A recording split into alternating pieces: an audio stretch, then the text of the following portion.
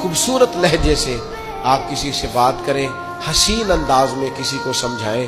آپ کا انداز حسین ہوگا نا، بات وہی ہوگی، لیکن اگر انداز حسین ہوگا نا. وہ ایک بادشاہ سلامت تھے، ان کو خواب آیا کہ میرے سارے دانت ٹوٹ گئے. تو ایک تعبیر کرنے والا بلایا، اس کو کہنے لگے میں نے خواب دیکھی ہے میرے سارے دانت ٹوٹ گئے. تو اس نے تعبیر کی. وہ کہنے لگا بڑے دکھ سے بتا رہا ہوں، آپ کی زندگی میں آپ کے سارے رشتہ دار، بال بچہ، بہن بھائی سب فوت ہو جائیں گے. بادشاہ نے تلوار منگائی اور تعبیر بتانے والا بھی مار دیا. اس نے کہا سب کے بغیر جی کے کیا کرنا.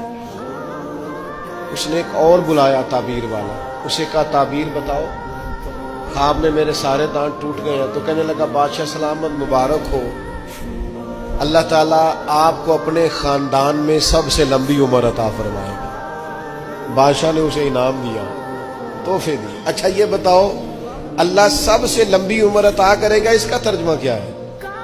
وہی ترجمہ ہے نا جو پہلے نے کہا ہے. اس نے کیا کہا ہے؟ سارے مر جائیں. تو بادشاہ نے کہا بھئی سارے مر جائیں، جینا کیوں؟ اور اس نے کیا کہا؟ اللہ تجھے. تو بات اگرچہ بے سلیقہ ہو کلیم، پر بات کرنے کو سلیقہ چاہیے.